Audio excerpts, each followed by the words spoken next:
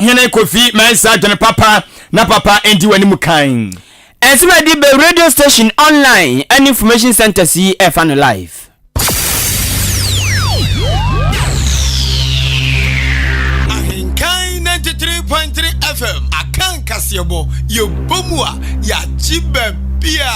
Anuti Kasiebo Mubati Anka Ewo End Time Information Center Achim Asanteman Kwasiapia Online Radio Ewo Asanteman Temu Kumase Aluma Suta Information Center Ewo Juwani Kwanta God's First Information Center Achim Betnase Alternative Information Center Yawsero Kanyame Information Center Ewo Achim Achikrum Cooperative Information Center Ewo Achekrum Dia Sutumiya Information Center Ewo Achim Dwaha Ewradi na ye Information Center Achim Apreku Gode Waye Boafu Kojo Kumi Eye David Ba Information Center Dimpa Information Center Achim Asani Kosiewa Ewa Kosiewa Krum Osono Information Center Ewa Achim Esem Abnasemai Information Center Wachim Abnase Nyamene Hine Information Center Wachim Ofosukrum Ena Nyame Asem Information Center Wo Achim Krobase Eye Nida Sonia Rade Prince of Peace Ewa Strasi Somwa Heba Information Center so some say tuche Ewa Achim Dan Intiamwa Junction Peace Information Center Wakokobe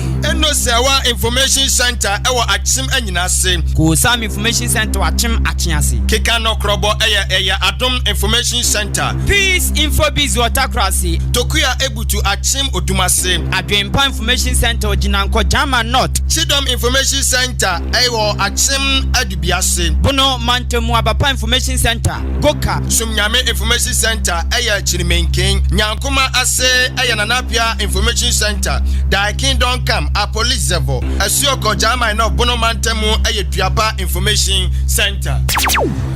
Amai ewa Achim Airebi Achiase yene Information Center so ewa Achim Achiase Edin Trom ewa Achim Kokoben na Adom Achim Mafram Mempa Sem Achim Asani Pisco Enyinam Kotoku Repent Achim Otoparoya Achim Teshiman Mejevoti Ase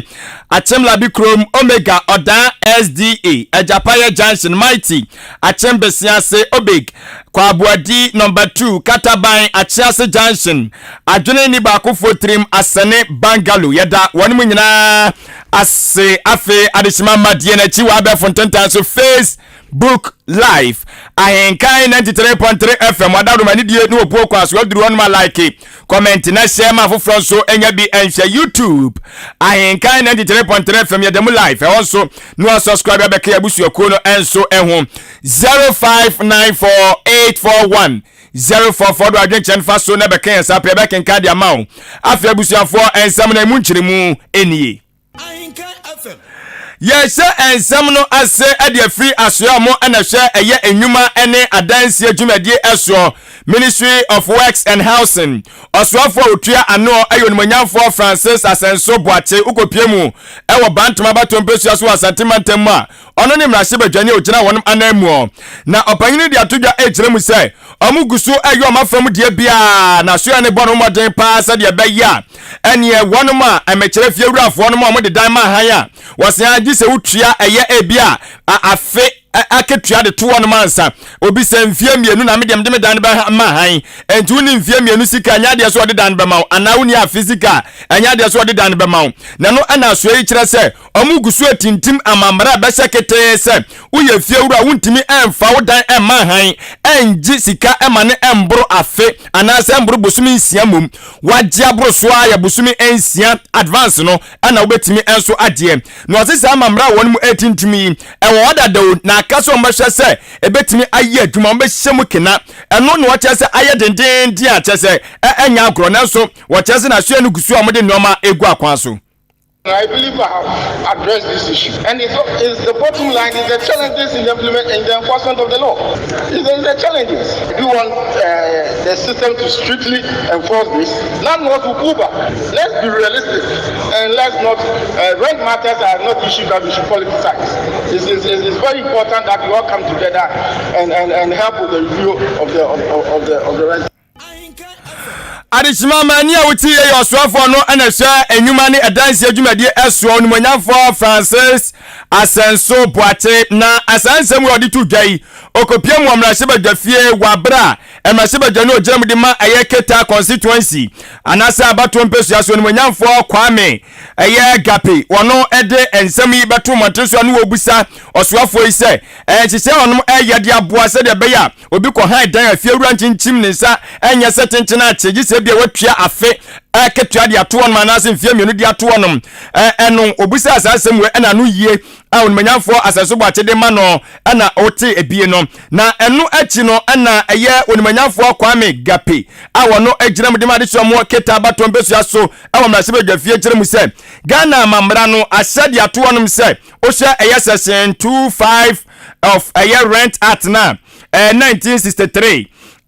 clause at 220 na edet prefe eka de shonum ehye fiewura no kete sa onum ani wutumi eso mutimi de dan ma obi na omoje advance man ebro busumi ensia enti hye omudi gu akwamu no ebede na sa hye watima ya adwuma kete eno enam na se badwani chemu sai sam no ekase omato ade hye no mu de agu emontene so ese wonum nkoni fiewura no nkosi nkonya ani nkomo enchekere onum amamra ni mu se de beya ebetimi enso so aboa amomudwumadie no akonkan.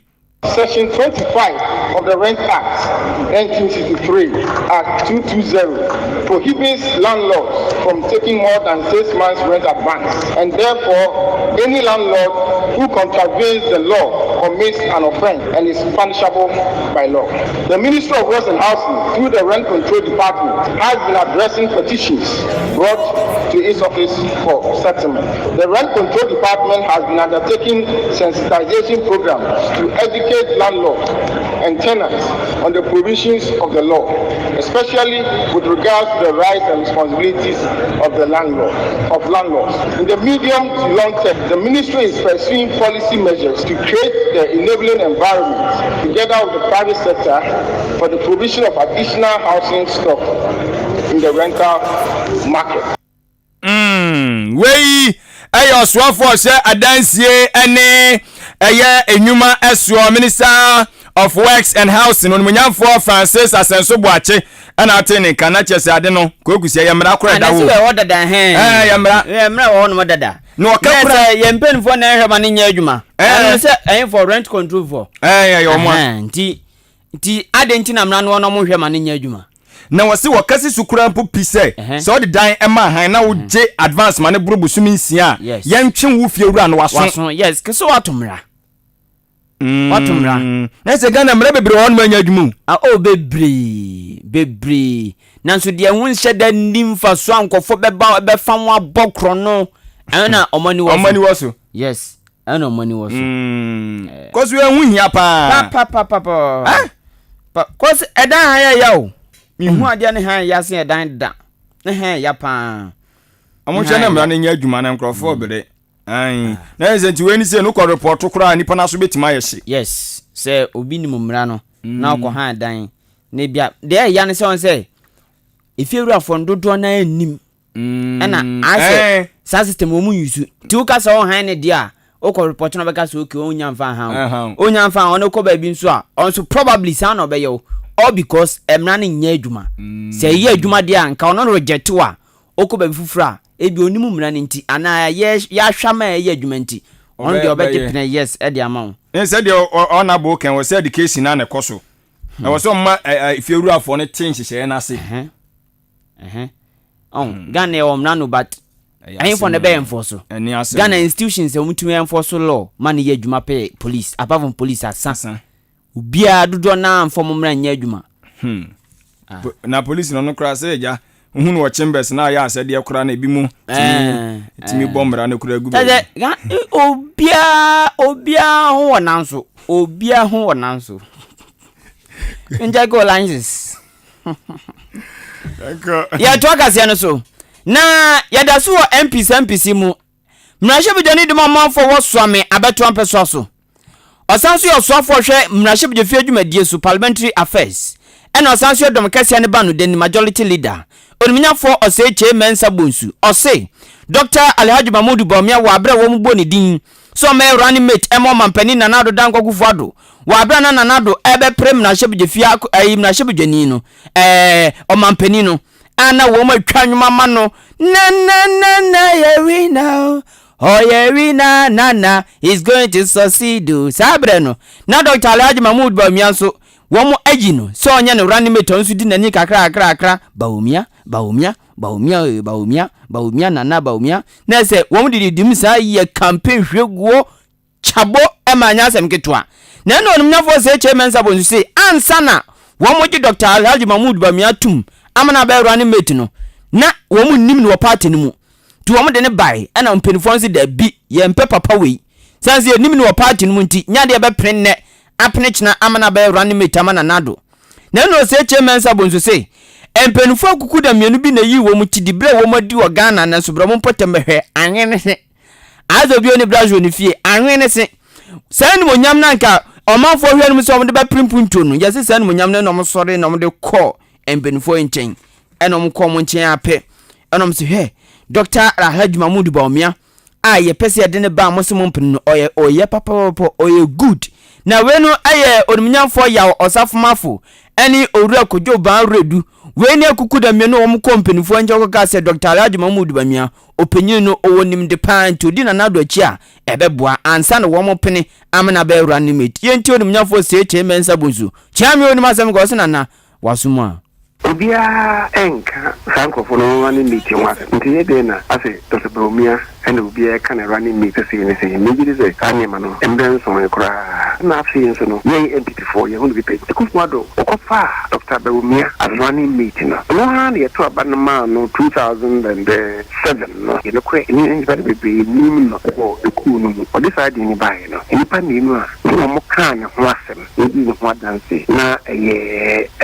boundary I know a finance minister and a Safumafo. Obedi ne ho danse abia na omne nwaye nti omye ni di ne ho danse ma ya komato ne yemu because na e be ni no yemi ka kusi ne say Akufo-Addo no samre candidate on yi no ne be kire party no by way of consulting the party ne no nti samre no enu okra ti ne say omo ye say we ne be any partner we ne be running meeting no esa a distracted ni pana imagine ni adansi die bre eden na woka